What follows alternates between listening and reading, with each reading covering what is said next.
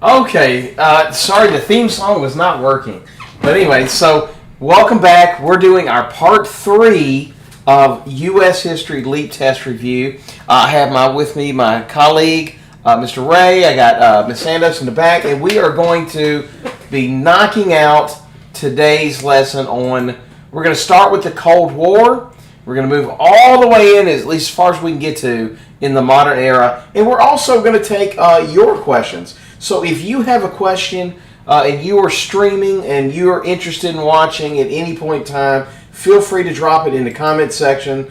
We're going to be monitoring that. So if you have any questions, feel free to drop those in there. Okay. Let's see. All right. So when we last left off, World War II was over, right? Coming out of World War II, we've just dropped the atomic bomb. A lot of the detractors for our decision to do that have said it's really about sending a message to the USSR. I keep saying Russia. The USSR. Russia fell apart in World War I. The USSR. The USSR has really suffered heavy casualties. However, because they're in a dictatorship, they're really able to pivot on a dime. And they begin dumping a lot of money into maintaining and powering up their military. And this idea of spreading communism, right? That's going to be a central theme. In fact, you're going to hear repeated over and over and over, either to spread communism or stop the spread of communism. That's going to be a reoccurring thing really up until today. We're still kind of doing that with China and Russia right now. And of course, this kind of goes off this idea of this domino theory, right? And this is also one that you could very easily potentially see on the leap test. And that is this. Oh, now the thing's I'm not doing that. There we go. This idea that when one nation falls to communism, all the surrounding nations fall to communism, right? That's why we go into Vietnam. We're terrified if Vietnam falls to communism, the surrounding countries like Laos and Cambodia and so on and so forth, all the way down, could all potentially fall to communism. In fact, my wife's home country, Indonesia, my dad had a funny story that when he's in Vietnam, he's part of a group that was spying on Sukarno, their president, because they were really worried about Indonesia falling to communism. But yeah, the whole idea behind this whole thing is something kind of known as brinkmanship. And that is this idea of we build up enough nuclear bombs to scare off Russia, and Russia's trying to do the same thing. Mm-hmm. Yeah, you can kind of tell by this cartoon here. All of those rockets on the side are nuclear weapons, right? And so it's basically saying at some point we're going to continue to build up all of these nuclear arms, and at some point it's gonna pop, so to speak. Thankfully, it never does. Although we get pretty close in the Cuban Missile Crisis, but that's hasn't yet. You want to see that Simpsons thing? It's like, this is the closest we've been to nuclear annihilation.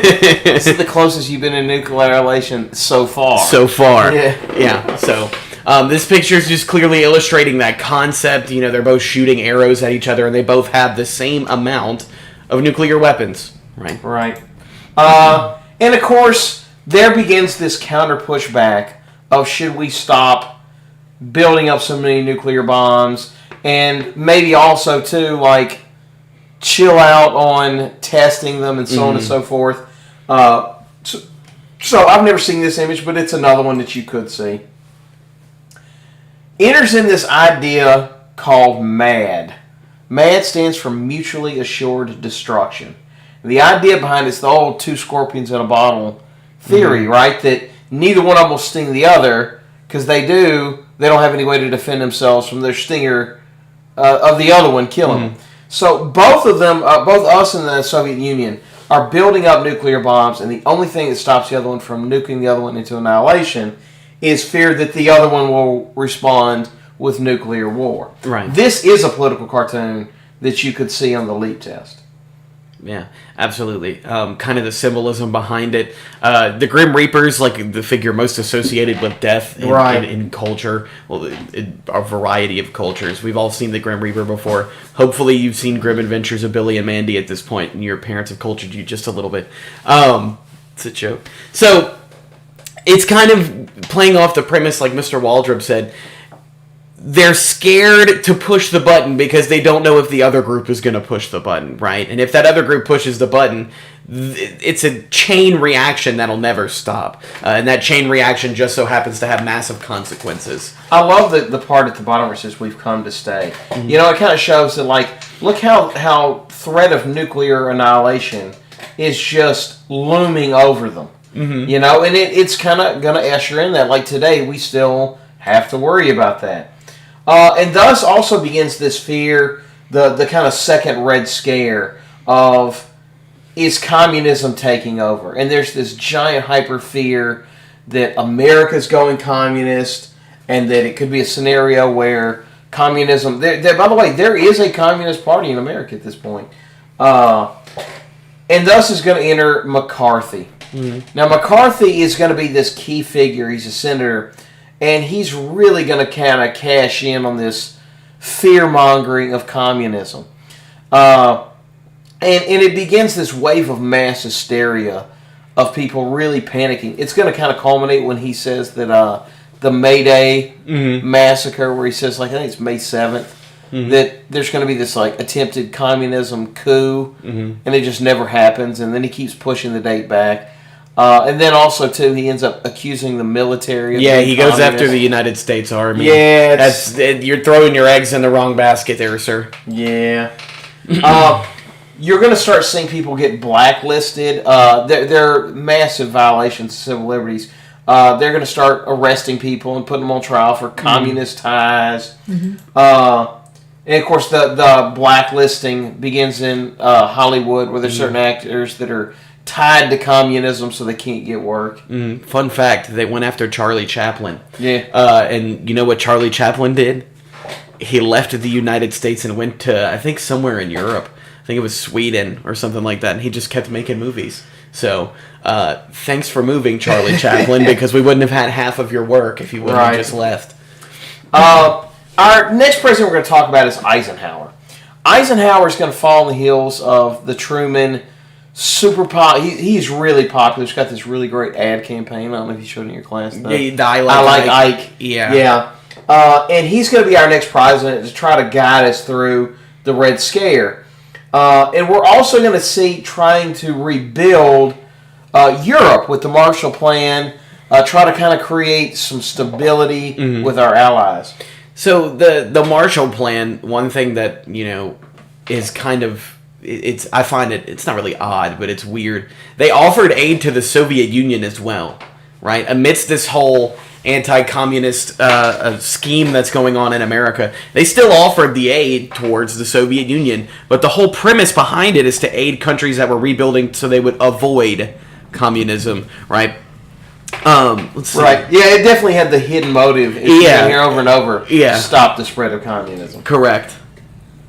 So, the United States is going to kind of organize something called NATO, which is this like giant alliance of pro-capitalist friendly nations. Communist Soviet Union decides to have their own response. It's pretty much them, but they do have other countries that are involved, not necessarily by choice, but they're going to be the Warsaw Pact. And this kind of creates its own set of like arms race of alliances. If we were to have World War III at that point, this would be who the battle lines are drawing. Casey, to answer your question, was McCarthyism publicly accepted up until he accused the officer, or was it not as accepted? For the most part, as far as a domestic reaction to McCarthyism, a lot of people were on the train, so to speak.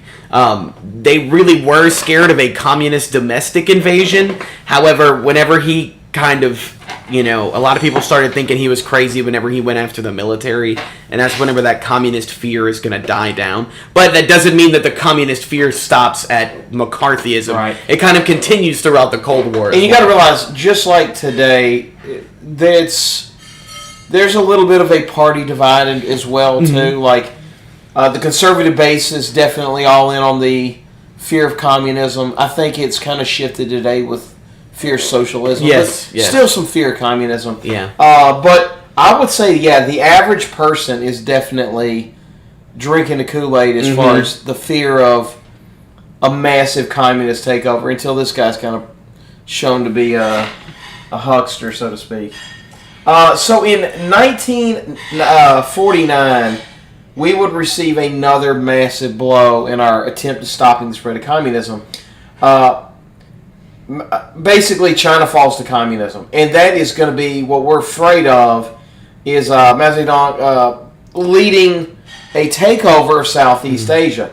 Now they had Chiang Kai-shek was the leader of China. He's going to be forced into Taiwan, which is, by the way, why Taiwan's now split off. He's going to still continue to tell himself he's the president of China. But Poor guy. The Chinese government doesn't recognize his rule. One thing I do want to point out about Mao Zedong that we weren't really able to go into that much in class is Mao's Great Leap Forward.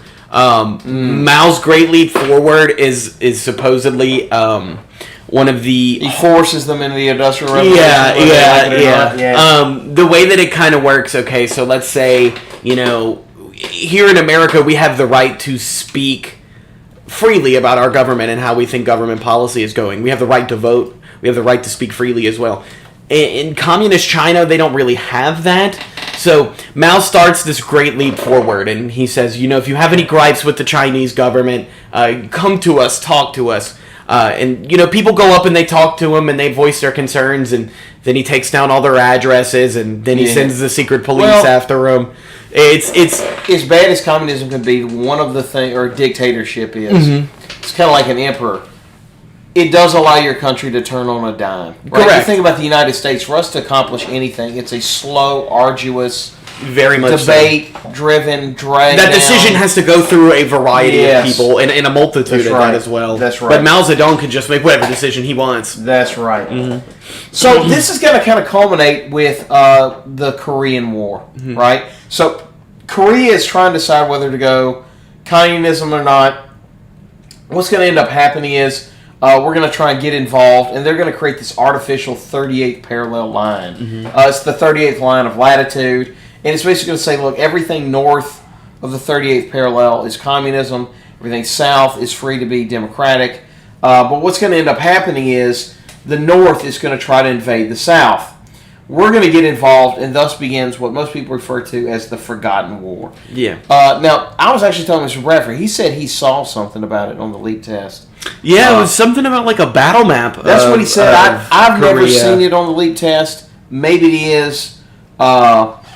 There's a reason it's called the Forgotten War. But just basically know it was our first major proxy war. Right. And thus begins our series of proxy wars, where we fight wars in other countries so that we don't have to directly have a confrontation with Russia. With the Soviet Union, yeah, absolutely. Like I said, like Mr. Waldrop said, apologies. This is the start of what would be known as proxy involvements. Remember, a proxy involvement is you're not directly fighting the other country that you're at war with, so to speak, right? Right. You're fighting in these other smaller countries like Korea and Vietnam that are backed by those larger countries. Right. Okay, and again, like I said, this is called the Forgotten War. By the way, in D.C. they do have a really cool setup for the Forgotten War. This is part of it, but there's like this little whole area of people sitting there, statues of it.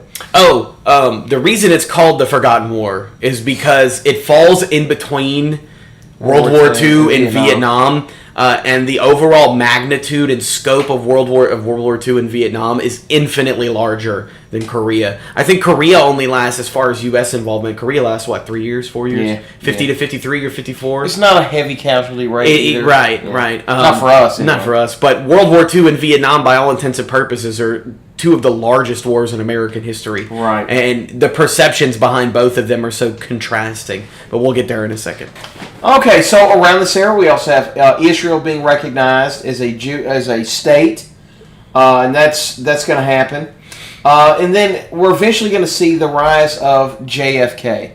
JFK is going to beat out Nixon, and he's going to become our president. And he's really tough on communism and does a really good job of kind of like using the right blend of diplomacy and fear to kind of keep the Soviet Union in check. This is a political cartoon you could see on there. Of course, it shows the whole little red button that they can both push.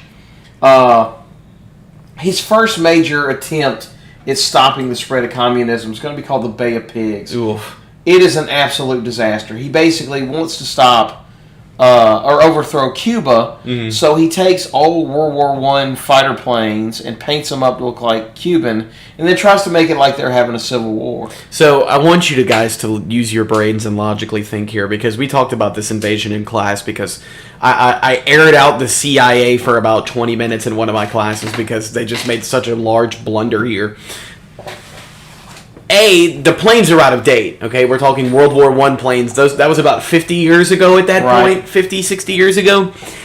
Not only that, he tries to stage, or the CIA does, tries to stage a civil war inside of Cuba, right? So what right person right in the mind is going to walk outside of their home in Santiago or somewhere in Cuba, look up and see two Cuban pilots shooting at each other whenever most of the people that lived in Cuba at the time supported Castro's regime?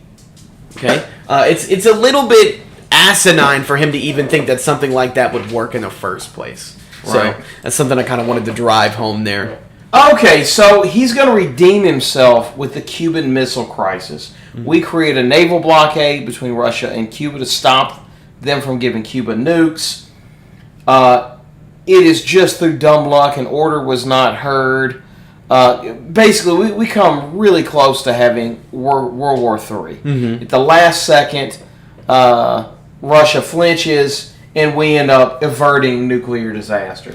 I watched I showed it in class. It was like a 2 or 3 minute video, and it was talking about that those 13 days were the most tense America has been in its history, because a bunch of people that lived through the time period said that the world should have ended on one of those 13 days. However, they were able to come to terms and resolve the crisis quickly and efficiently, which is good news for us and good news for the Soviet Union as well. Major moral victory for him. Correct. Especially on being tough on communism. Correct. Now, back home, Jim Crow was still in effect. Now, we're going a little bit backwards, but I always find it worthwhile to explain Jim Crow. And it's probably not going to be in your test, but it was a racist minstrel that made fun of black people, right? It's got Chicken George as the main character, and if left to his own devices, he'll steal and rape and kill and blah, blah, blah, right? It's a very over-the-top racist depiction of black people. So whenever you hear Jim Crow, there's no law on the books that is called a Jim Crow law. What Jim Crow is, what we refer to, is a package of legislation, all with the same kind of racist overtone to it, right? So if you're talking about like laws to segregate, say for example, buses, they're not writing in there Jim Crow Law 4187. It's just called the Segregation Bus Act of whatever, and then the general public says, "Oh, that's a Jim Crow law," right? Kind of calling back to the racist minstrel, the racist minstrel, and the era that was the Civil War or pre-Civil War, right? Now, leading up to this, and again, we're still going back all the way back to a kid named Emmett Till. Now, Emmett Till, there's conflicting stories. He may have whistled or said, "Hey, baby," or the newest thing is I think she recanted and said he didn't say anything at all. She did actually, because they did a documentary on HBO about him in the past year or two. Right. And anyway, this lady said he hit on her, and her husband and her brother showed up at his uncle's house. He was here from Chicago. Showed up to his brother's house and mutilated him and dumped his body in the Mississippi. And when they found his body, the problem was not when they went to dredge the Mississippi that they couldn't find his body. The problem was that they found so many bodies they couldn't figure out which body was his.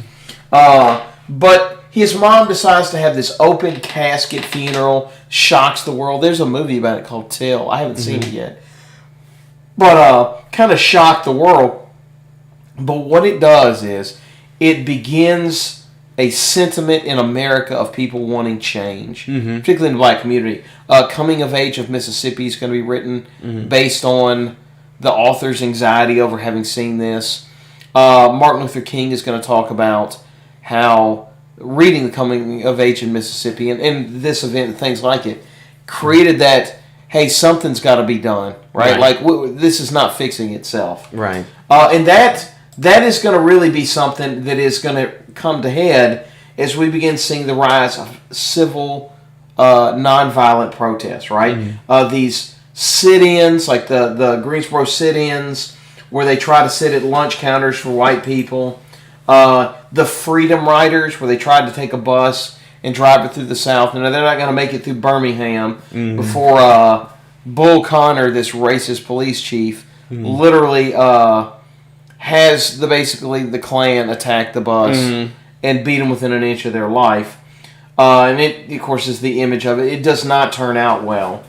And it's going to lead to this crescendo of nonviolent protest to eventually the March on Washington. Now, to go a little bit further back, back in the day, they attempted to do a March on Washington with Robert Abernathy and the Sleeping Car Porters. And the original goal was to desegregate the military, and FDR caved. So they saw this impetus for, hey, this might work. And one of the things that was fascinating is that in this time when they march on Washington, JFK kind of welcomes them in. Rather than making a compromise to stop it, he's just like, hey, come on, come in and have your moment. This is where you get that famous Martin Luther King, I Have a Dream speech. Yeah. Now, there begins this duality of how to handle civil rights, right? You got the Martin Luther King nonviolent protest. You got the Malcolm X equality by any means necessary. It's going to kind of culminate in Bloody Sunday, where they try to have a march on Washington. By the way, that's John Lewis. If you ever read, there's a book called Walking with the Wind. It's his memoirs. And he's kind of, he was also part of the Freedom Riders. He was part of the sit-ins. Anytime you have a major event, he was one of the people that spoke at the March on Washington. Anytime you have a major event in civil rights, he's there getting his head bashed in. John Lewis has come into light a lot recently as well. Have you seen the clip of him in Congress where they're singing that spiritual? And it was after one of the school shootings, and it's about the gun control legislation. John Lewis is going to pop up again and again in U.S. history, but he's prominent, or most prominent, inside of the civil rights movement. Yeah, so they have a standoff. They march. You may wonder why they're marching in 2 by 2, because there was a law that says you couldn't gather in more than 2. Yeah. And here they are marching across the Edmund Pieter's Bridge. You can't really see it. This is Edmund Pieter's Bridge. And Bull Connor shows up with an army of police dogs and tear gas, and people are going to die trying to vote. And of course, you can see it. It's a horrific incident. There's a really horrible, you can kind of see it, of an elderly lady getting beaten to death just for the crime of trying to vote. And it's going to culminate in kind of the forcing of Lyndon Johnson's hand to sign the Civil Rights Act. And that's going to kind of usher in. Now, here's the problem, though. Again, we talk about it. Laws only matter to the degree that they're enforced. So it's going to be a slow-going process for any kind of enforcement. It's going to kind of reach a crescendo with the Brown v. Board of Education decision. Now, Brown v. Board of Education, for those that don't know, relies on something called the doll test, where they showed, I think it's kindergartners, both white and black kids, and they showed them these baby dolls, and they said, point to the good doll. And both the white and the black kids all pointed to the white doll as the good doll. And it kind of showed the damage it was doing, and thus violating their 15th Amendment right of equal protection under the law. So it ends with a victory, and segregation is banned in public schools. Now here's the problem. Again, it's with all due haste, I think is the verbiage of it. We have schools that I'm not sure that they've ever abided by Brown v. Board of Education. Yeah. I think it's the Warren Court that's in charge of this. Right. The Warren Court, they desegregate schools, but they basically tell them on your own timetable. Right? They don't give them a specific date when they need to be segregated or desegregated by. It's basically like, hey, you take it however quickly or slowly you want it. And that's going to kind of lead to an uneven standard, especially in the South. The South is going to take a long time to desegregate, which is why it's so weird that one of the first ones is in Arkansas. Yeah, well, Arkansas was part of it because they said, look, it's far enough north, they thought, that here at Central High School, maybe it wouldn't be as bad. And, of course, it gets to be bad. It's a giant circus. Yeah. National Guard's called in. the Little Rock Nine are the first students to desegregate a high school. Mm-hmm. And of course, you can imagine, the hate and vitriol they got just trying to attend class. Mm-hmm. In addition to that, in this era, we begin the space race. The key thing to take away from this is it's secretly the same technology that we use to put a man on the moon. It's the same technology you use to put a missile in Moscow. Mm-hmm. So it has the secret hidden effect of, the ultimate high ground mixed with the ability to bomb remotely your enemies. But we do end up putting a man on the moon. It's pretty much a large symbolic victory by every means. Because if you remember correctly, we had this discussion in class a few times, we weren't the first one to send something to space. Russia was able to put Sputnik up there first, right. And then they even sent a human before we did. Yeah, the cosmonaut, yep. But we were the first to land someone on the moon. Yuri Gagarin. Gagarin. But we were the first one to put someone on the moon.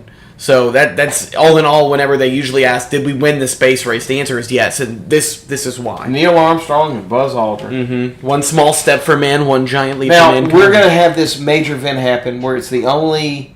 Well, it's not the only. I guess Lincoln. There's one other, but basically, in a nutshell, JFK is driving by, kind of doing a victory lap through Texas, and he gets shot and assassinated. It's a major event. And Lyndon Johnson is going to have to take over, and he gets sworn in as president. By the way, we're bouncing over. This happened before the March on Washington. Mm-hmm. A lot of people are going to speculate, and I'm not going to get into conspiracies other than to say there's a major conspiracy that the big money players wanted us to get in Vietnam. Either way, we're going to have this giant event where supposedly the Viet Cong shoot down the Gulf of Tonkin. Turns out it never happened. But it's the event, that their version of the sinking of the Lusitania, that gets us dragged into Vietnam. Vietnam is a horrifically bloody battle. Massive, massive casualties. They don't want us there. They draft up their Declaration of Independence to be a complete forgery of ours, hoping that we would leave them alone. Yeah. But anyway, so we get involved to try to stop the spread of communism. One of the big things about Vietnam, and I think a lot of people I tried to explain this to my class, this is a guerrilla warfare style combat. We weren't used to that kind of combat, okay? It's horrifically bloody. I think we saw some of it in Korea, maybe a little bit, but not a ton. But for all intents and purposes, the Viet Cong used the jungle to their advantage more often than not, and we were somewhere that was halfway around the world that we had no idea what it looked like, what some of the terrain issues were. They would set these traps, and I talked about these a little bit in class, but you'd step on a false floor of some kind that they'd cover with leaves and grass, and they'd have sticks sharpened. Tiger traps. Yeah, that they'd stick in the ground, and they would impale people. Right. Tripwires, claymores. They would take baby bassinets and let the baby cry. And there'd be a landmine underneath. Yes. That's another thing. Insurgency happens a ton here, where you can't tell the difference between civilians, friend and foe, civilians and non-civilians, and as a matter of fact, the Viet Cong used that to their advantage and held a lot of people inside of Vietnam hostage. Now, the problem, though, is we're also committing a lot of human atrocities. And so is the forces we're trying to help as well. Southern Vietnam. And so it begins what I refer to as the disillusionment of the American people and their government. Up until this part, the average person, if you asked them, do you love your government? Not your country, your government. They would say yes, they approve of what the government's doing. This begins the giant pushback of we don't agree with what our government's doing. You begin seeing massive protests to bring the troops home. We shouldn't be in Vietnam, so on and so forth. A good example of this was Muhammad Ali. He's going to be one of the famous poster people for him refusing. He goes and he gets drafted and then refuses to go. The Black Panther Party is going to kind of piggyback off this, of this resistance against the government. This also kind of follows that Malcolm X there's that scene in Forrest Gump, the famous one, where sorry I ruined your Black Panther Party. Yeah. And it's kind of just playing off the fact that the Black Panther Party and a large amount of African Americans at the time didn't want to serve a war or fight in a war and serve a country that disenfranchised them at home. Right. What's the point? Why would I go over there and fight an oppressor over there whenever I'm very fighting famously oppression here? The Black Fist at the Olympics. Mm-hmm. And you're also going to see the Flower Power movement, right? This hippie movement to try to stop the kind of what they felt like this fascist government taking over. Its kind of crescendo is going to be at Woodstock with famously Jimi Hendrix playing the Star Spangled Banner in his electric guitar. Which, by the way, I've seen a chunk of that guitar. Really? Yeah, at the that's such a Pop good Culture clip. Museum in Seattle. I showed them that clip. They all loved that. Yeah. And the gist of it is you can be pro-American and anti-war. It's not like it's not like you can stand for America's ideals and not believe in war. It's not that difficult. Right. We're going to begin the SALT treaties. It's the Strategic Arms Limitation Treaties, where we begin to try to de-escalate nuclear buildup. This is a Nixon and Soviet Union thing. We're trying to de-escalate. He talks about Delante, the kind of return to a softer tone with Soviet Union. He often reminds people like, hey, they were our allies in World War II. Like, they lost a lot of people fighting the Nazis. We need to remember ultimately we should be on the same side. Nixon's going to have his own scandal, though, with Watergate. By the way, this is that the urge for a time of healing. We're going to have gas shortages. It's going to be kind of like today where everybody's freaking out about gas. But anyway, Nixon's going to have his own kind of dark moment, though, with Watergate, where he is caught having people break into the DNC to get information on his enemies. The next kind of big player we're going to talk about is Ronald Reagan. Under Reagan's watch, we're going to see kind of the fall of the Soviet Union, the very famous Mr. Gorbachev tear down this wall. And they're going to have the fall of the Soviet Union is going to happen. They're going to kind of collapse. Reaganomics is going to take hold, this idea of giving tax breaks to the ultra-rich, and it'll trickle down. The money will fall down. Trickle down, Yep. right. Also during this area, this is possibly part of what caused the collapse of the Soviet Union. They have a nuclear reactor go critical. Actually, in Kiev, what is today modern-day Ukraine. And we're within a hair sniff of Europe becoming uninhabitable because of the radioactive waste and fallout. And it's a great show on television that they kind of The Last of Us people did. That kind of shows on HBO. The Price of Lies was the tag of it, right? Everybody wanted to cover this up, and they almost waited till it was too late to do it. My question is how do you even cover up a nuclear reactor explosion? Well, they kept saying it's just a fire. It's not a big deal. Not radiation. It's not a big deal. It's fine. Another thing that's going to kind of be this big event, and I often use it, there's a great line from it, this story, but and I'll tell you about it in just a second, but our ideas for our version of a proxy war, that we know that China and Russia had been helping both Vietnam and with Korea, so we kind of turnabout's fair play, and they're having a big time with in Afghanistan, right, fighting the Taliban. So we began funding what we called the Freedom Fighters there, and there's a really great line I love where it's Philip Seymour Hoffman at the end is talking about, they're all celebrating, and he's just kind of mourning the event, and he's like, well, we just armed a bunch of insurgents with guns and training. And he's like, what if? And he's like, come on, man, you got to be more happy. And he talks of this parable about the wise guy that's like the kid gets a horse, and everybody says, oh, he's so lucky. The wise man's like, we'll see. And then because he broken his leg, he doesn't get drafted in the military, and he survives. And they're like, oh, how fortunate. He's like, we'll see. And it goes back and forth like that. So the big thing about the freedom fighters is that, we're funding them because they're fighting communists. Okay? Right. That's the big thing. At the time, we saw it as a big victory. Right, and at the time, communism was our number one enemy. That was our number one enemy. Not insurgents in Afghanistan. Correct, but in the 80s and 90s, or late 80s or early 90s, we start going into this involvement called the Gulf War, and our biggest enemy shifts from communists to people in the Middle East. Okay. I think it was Saudi Arabia with the Gulf War, but Right. eventually it's going to stretch outside of Saudi Arabia. Oh no, Gulf War's Iraq. Iraq, not Yeah, Saudi Arabia.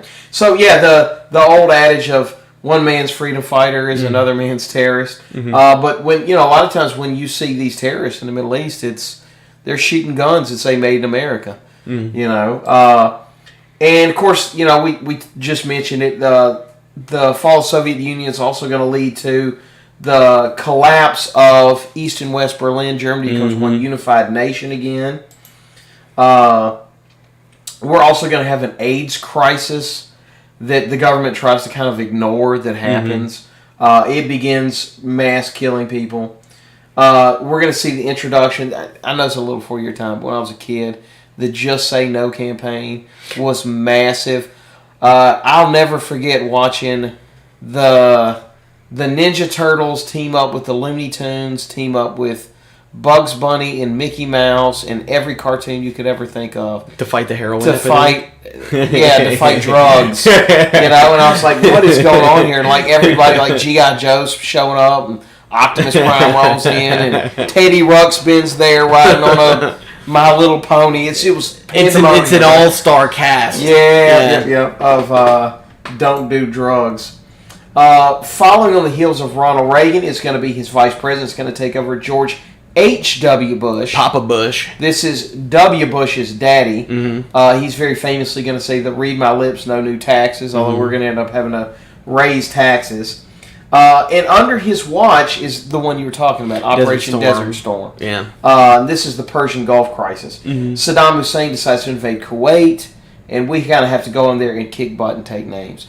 Where it becomes kind of a dark moment for him is a lot of people said, we should have stayed in there. We had never traded out presidents during a time of war. Yeah. And the conventional wisdom is if he keeps the war going, he's more likely to get reelected, but he does not. And unfortunately for him, it does cost him reelection. Enters the Clinton era.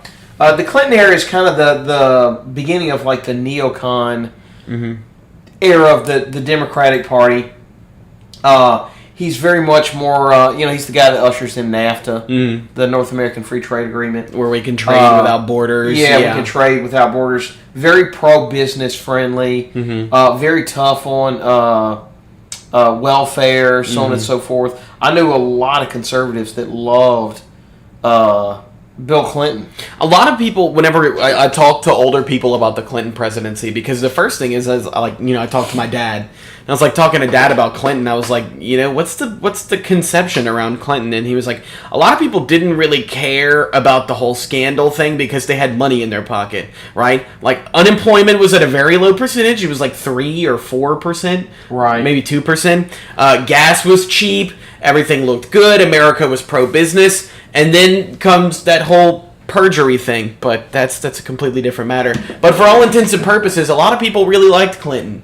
Like I said, until that whole perjury thing. Okay, next major president. By the way, he's going to almost get Bin Laden, but he does not with the whole Black Hawk Down thing. Yeah. The next major president. Now we're getting up to the part where I don't know that the leap test is going to go much further than this. But the next major president is going to be George W. Bush, not H.W. This is the son of George W. Bush. He's going to become president, and during his time as presidency, we're going to have the 9/11 event happen, the World Trade Centers are knocked down, and thus begins the War on Terror. Now, the War on Terror is this weird thing, because up until this point, you had to have Congress declare war on a country for us to go into it, kind of. We're still doing a few little hanky-pank things, but you needed Congress to declare war. Well, he declares war on terror, which is like a concept, right? It's like declaring war on bad feelings. Yeah. But it kind of gives him carte blanche to kind of do whatever he needs to do to go in there and figure out how to break up some of these terrorist groups. He goes into Afghanistan, but then kind of pivots right before he gets Bin Laden and goes into Iraq. And has a lot of people kind of scratching their heads of like, what are we doing? And he has this famous mission accomplished thing. And of course, we don't get out of Afghanistan until less than a year ago. Yeah, like 6 months ago. Yeah. And we're still in Iraq. I mean, in Afghanistan. So I'm not sure how much accomplished. I'm sorry, I got those backwards. Iraq and Afghanistan. Yeah. Also, during this era, you're going to see Hurricane Katrina happen. Now, I would imagine this, quite literally hits home for a lot of y'all. Yeah. But, Hurricane Katrina is one of the most damaging storms in U.S. history. And it's going to kind of be this giant major event of the response to it is kind of under question. Go ahead. I can remember whenever I was in elementary school, I think I was in 3rd or 4th grade, and Katrina happened. This town exploded. This town in Baton Rouge had so many people come from New Orleans that it changed the population and the dynamic of where people lived. Right? I can remember having a class of I want to say 10 or 12 in 3rd grade, and by 4th grade my classes were 24, 25, and that started the trend of denim becoming bigger and bigger and bigger. Right. Were you going to say something? I was, I believe, around 10 when Katrina hit, and we're actually close to the water, so our house got 4 feet of water. I remember coming back, it was just this thick sludge of mud. Oh, man. Super Other thick. than the flood, which the flood was pretty nasty. That was rough. The worst thing I ever went through was this last hurricane. Yeah. That one just, ripped the roof off my house. This whole house has a brand new roof on it. That was at the beginning of last year, huh? Yeah, I can't even think. Was it Irene? Was it? No. What was the name of that hurricane? You think I remember it? It was scary. Ida. It was Ida. That's it. It was one of those I names. Yeah, it was pretty terrifying. That's as far as I have in slides. I don't think it's going to get up into the Obama years. The leak test was written over a decade ago. I don't think it's going to get into the Obama years. And one of the things I want to caution, and this is very important, and it kind of goes all the way back to that thing I was talking about with Charlie Wilson's War. And it's something I always caution whenever you're talking about history. It's my first day of class and my last day of class. And that is to talk about the historian's perspective, right? You think about it from a historian's perspective. It's almost like having a picture, right? If the picture is too close to your face, you can't make out what you're looking at. If it's too far away, you also can't make out what you're reading, right? If you go too far back in history, the only account we have of the creation of Rome is 2 naked brothers who were 40 feet tall wrestling in the desert for 40 years. I don't know if that happened. I have no idea. I don't know what did create maybe there were 2 tribes called Romulus and Remus. Maybe there were actually 2 brothers that were 40 feet tall. Who knows, right? Yeah. But that's all we had. That's the only account of the birth of Rome that we have, and that's from Plutarch's The Lives. The other aspect, too, is, at the time, we really thought it was a massive victory funding the Taliban in Afghanistan. Of course, it comes back to bite us in the butt when we're fighting them, even now to some degree today. The problem with anything too current is we really don't, let's say, for example, the Affordable Health Care Act. It's easy to say about what the impact was immediately. What is the impact of it 20 years from now? Right. 30 years from now? You could talk about, say, for example, Russia invading the Ukraine. I know how it's affecting us right now. What's the effect of it 20, 30 years from now? A lot of things that people aren't really talking about when we talk about inflation, right?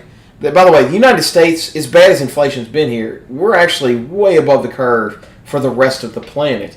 And one of the things that happened was when Southeast Asia in particular, but a lot of these countries shut down manufacturing, it created a supply chain crisis.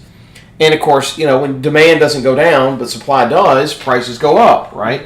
It's one of those, when COVID first happened, we didn't foresee this explosion in inflation. And we still to this day don't know the full repercussion of what's going to happen with the COVID pandemic. It's one of those things where it's going to take a while for you to, like he was saying, it's going to take a while for you to see it. We're still kind of seeing some of the everlasting effects of the 80s and 90s in America. Right. There's some stuff that's still popping up as far as what it did economically and as far as our population and our demographics go. So I don't think, I would hope that they wouldn't.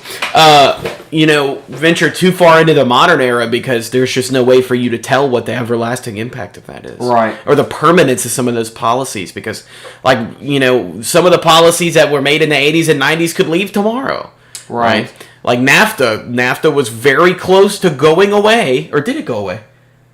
No, it's not. It was debate. They were trying to get rid of it. And I'll even add, I will almost bet anything they will not go to all the way to Trump or Biden. That's Definitely not. Way too far into the future from how far it would go. And I think the test was written before Trump was ever even, God bless you, before Trump was ever even sworn in. Yeah.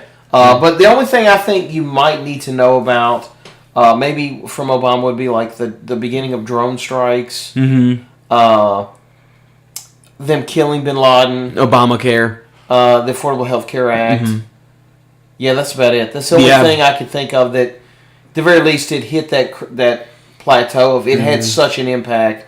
We know these are going to be big events down the line, but it's not going to go past Obama for sure, and I don't think it'll get to Obama. No. So. I think you're safe if you study up to 9/11 and understand the impact of the war on terror and how that's kind of still a plague, not really a plague, but something that's affecting our country to this day.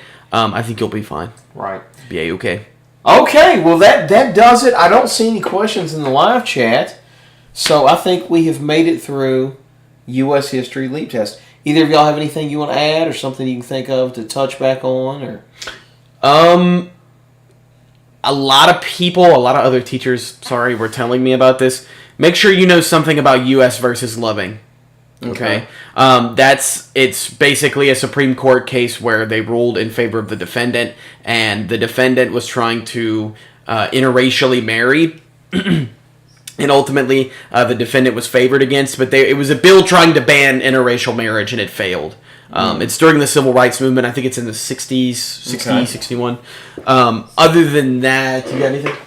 Yeah, so Virginia had basically passed a law banning interracial marriage, so it went to the Supreme Court, and in Loving, the Supreme Court overturned the Virginia law, saying that it was unconstitutional. So. Yeah. That is honestly the only thing I could think about. I don't think I have anything else, but, as usual, if you guys figure anything out or you see something and you're like, hey, I don't know about that, I'm kind of curious, feel free to reach out. We're always here. All right. Well, I guess that's going to do it for us today. Thank you so much for your dedication to your own education and joining us today to break down the U.S. History Leap Test. For myself, Ms. Sandoz, Mr. Ray, we appreciate y'all coming out tonight. Thank you so much, and y'all have a great evening.